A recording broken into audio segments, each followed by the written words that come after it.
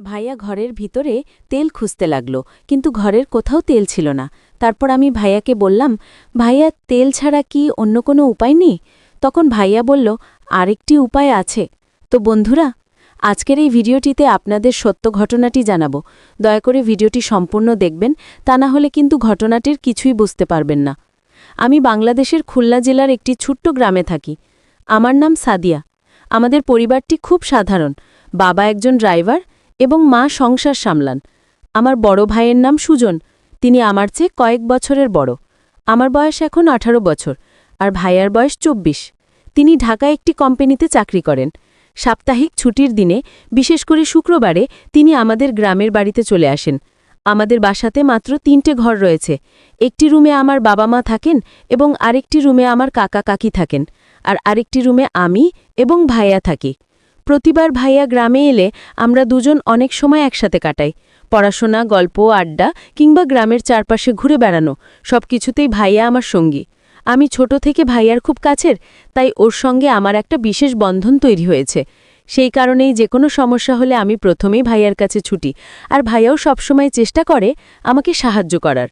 একদিন ভাইয়া ছুটিতে বাড়ি এলো, সারাদিনের ক্লান্তি নিয়েও আমার সাথে গল্প করতে বসল। হঠাৎই আমার দিকে তাকিয়ে হাসল। কিছুক্ষণ নীরবে তাকিয়ে থেকে বলল, সাদিয়া, তুই তো অনেক বড় হয়ে গেছিস। আগের মতো ছোট্ট মেয়েটার নেই। এখন তোকে দেখে গর্ব হয়। তুই সত্যি অনেক পরিণত আর সুন্দরী হয়েছিস। ভাইয়ার কথায় আমি একটু লজ্জা পেলাম, আবার ভেতরে ভেতরে আনন্দ হলো। তারপর ভাইয়া আমাকে জিজ্ঞেস করল, আজ রাতে তুই কোথায় ঘুমাবি? আমি অবাক হয়ে বললাম, আরে ভাইয়া, এই প্রশ্ন করার কি আছে? আমরা তো আগের মতোই থাকব।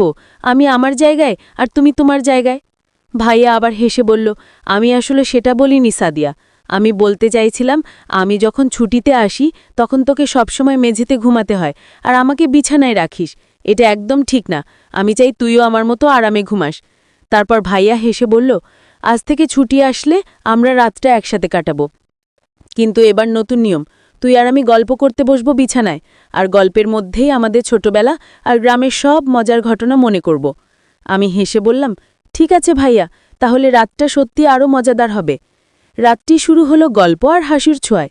আমরা দুজন ছোটবেলার কৌতুক, স্কুলের দুষ্টুমি আর গ্রামের মজার স্মৃতি নিয়ে গল্প করতে করতে সময়টা অজান্তেই কেটে গেল। মনে হলো এই মুহূর্তগুলোই আমাদের ছুটির দিনগুলোর সবচেয়ে আনন্দদায়ক মুহূর্ত। হঠাৎ ভাইয়া একটি প্রশ্ন করল, একটু হেসে বলল, সাদিয়া, তুই কি কখনো কোনো ছেলের সঙ্গে প্রেম করেছ বা কারোর সঙ্গে ভালো লাগার অনুভূতি পেয়েছিস? আমি একটু লজ্জায় তাকিয়ে রইলাম, কিন্তু মনে হলো ভাইয়া শুধু আমার সম্পর্কে জানতে চাইছে, আমার নিরাপদ ভাবনা ও অনুভূতিগুলো বুঝতে চাইছে। আমি ধীরে ধীরে উত্তর দিলাম, না ভাইয়া, এখনও কাউকে নিয়ে এমন কোনো অনুভূতি হয়নি। আমি এখন পড়াশোনা আর পরিবারের ওপর মনোযোগ দিতে চাই।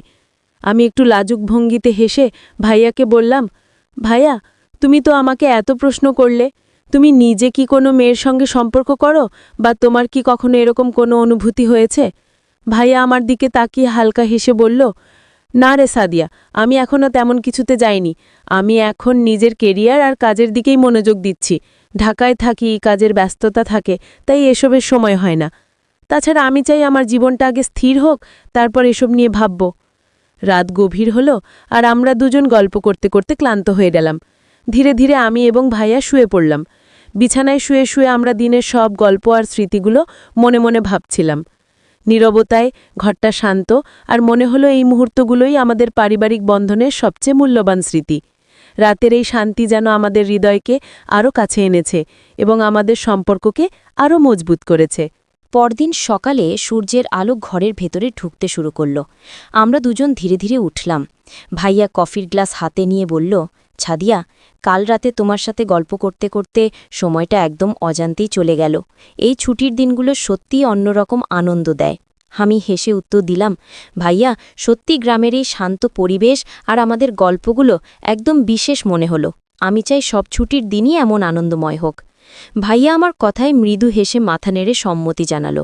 মনে হলো আমাদের এই সম্পর্ক আর আমাদের গ্রামের ছোট্ট মুহূর্তগুলোই আমাদের জীবনের সবচেয়ে মধুর স্মৃতি হয়ে থাকবে। সকাল থেকে আমরা গ্রামের চারপাশে বের হয়ে ঘুরতে শুরু করলাম। পথের ধুলো, পুকুরের পানি, গাছের ছায়া, সবকিছু যেন আমাদের ছোটবেলার স্মৃতিকে আবার জাগিয়ে তুলছে। ভাইয়া হাসতে হাসতে বলল, ছাদিয়া, দেখছিস না গ্রামের প্রতিটা কোণ আমাদের কত আনন্দ দেয়? এসব স্মৃতি মনে রাখলে বড় শহরের জীবনের ক্লান্তি একেবারেই ভুলে যাওয়া যায়। আমি হেসে বললাম, ঠিকই বলছো ভাইয়া, এই গ্রাম, এই পরিবেশ আর আমাদের গল্পগুলোই তো আমাদের সত্যিকারের ধন। হঠাৎ করে সেই দিনই ভাইয়া আমাকে কিছু বলতে চেয়েছিল, কিন্তু ঠিক সেই সময় তার অফিস থেকে একটি কল আসলো।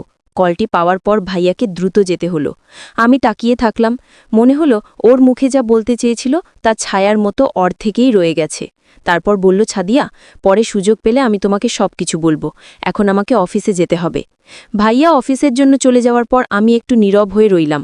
ঘরটা হঠাৎ বেশ ফাঁকা মনে হলো, কিন্তু আমি জানতাম যে কিছু ভাইয়া বলতে চেয়েছিল সেটা অবশ্যই পরে বলবে। আমি জানলাম এমন ছোট ছোট মুহূর্তগুলোই আমাদের সম্পর্ককে আরও শক্ত করে, আমাদের পারিবারিক বন্ধনকে আরও গভীর করে। সেই সকাল থেকে শুরু হওয়া দিনের সব স্মৃতি, ঘর, গল্প, হাসি আর ছুটির মুহূর্তগুলো সবই মনে করিয়ে দিচ্ছিল পরিবারের সঙ্গে কাটানো সময়ই সবচেয়ে মূল্যবান।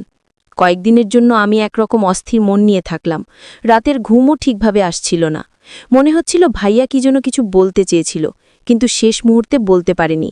তার কথার ধরন, তার চোখের দিকে তাকানোর ভঙ্গি সবই আমাকে অদ্ভুতভাবে আকৃষ্ট করেছিল। মনে হচ্ছিল সেই কিছু যেন আমার সঙ্গে সম্পর্কিত একটি বিশেষ বিষয়, যা আমাকে জানতে হবে। কিন্তু কেন তিনি বলতে পারেননি সেটা এক রহস্য হয়ে রয়ে গেল। আমি ঠিক করলাম এখনই ভাইয়াকে কল করব না, কিছু জিজ্ঞেস করব না। তবে মনে মনে আমি বারবার সেই মুহূর্তের কথা ভাবছিলাম। তার প্রতি কৌতূহল দিন দিন বাড়ছিল। কখনো মনে হচ্ছিল আমি হয়তো বুঝতে পারব কি বলতে চেয়েছিল, আবার কখনো মনে হচ্ছিল ধৈর্য ধরতেই হবে। হঠাৎ করে একদিন ভাইয়া আমাকে ফোন করল। তার কণ্ঠে এক ধরনের গুরুত্ব আর নরমতা ছিল। সে বলল, ছাদিয়া, আমি বাড়ি এসে তোমার সঙ্গে একটি গুরুত্বপূর্ণ বিষয় নিয়ে কথা বলবো। হয়তো তুই রেগে যাবে, কিন্তু আমি অনেকদিন ধরেই কথাটা বলতে চেয়েছি। এটা খুব গুরুত্বপূর্ণ, তুই শুনলেই বুঝবে। আমার মনে উত্তেজনার ঢেউ তোলে। মনে হলো অবশেষে সেই মুহূর্ত যা আমি কয়েকদিন ধরে অপেক্ষা করছিলাম তা আসছে। কতই না কৌতূহল, কতই না প্রশ্ন, কিন্তু আমি শান্ত থাকার চেষ্টা করলাম। কয়েকদিনের অপেক্ষার পর ভাইয়া ছুটিতে বাড়ি এলো। আমি তাকে দেখে ভীষণ আনন্দ পেলাম। সঙ্গে সঙ্গে আমি বললাম, ভাইয়া বলো তো যেটা বলতে চাচ্ছ। ভাইয়া আমার দিকে তাকিয়ে মৃদু হেসে বলল, না, এখনই বলবো না, রাতে বলবো, তখন তুই ভালোভাবে শুনবি। এই কথাটা এত স্পেশাল যে রাতের শান্তি আর সময়ের সঙ্গে থাকা উচিত। তখন আমি বুঝতে পারলাম ভাইয়া কেবল আমাকে কিছু জানাতে চায় না, সে চাইছে আমরা এই মুহূর্তের পুরো গুরুত্ব অনুভব করি। মনে হলো রাতের জন্য আমাদের কাছে আরও কিছু বিশেষ মুহূর্ত বাকি আছে, যা আমাদের ছুটির দিনটিকে আরও আনন্দময়, রহস্যময় এবং স্মরণীয় গড়ে তুলবে। রাতের অপেক্ষায় আমি ধীরে ধীরে সেই মুহূর্তের কল্পনা করতে লাগলাম। তো বন্ধুরা, আপনারা অবশ্যই এই চ্যানেলটি সাবস্ক্রাইব করে পাশে থাকা অল নোটিফিকেশন অন করে রাখবেন। আর আগে থেকে যারা এই চ্যানেলটি সাবস্ক্রাইব করে রেখেছেন আপনাদেরকে জানাচ্ছি অসংখ্য ধন্যবাদ।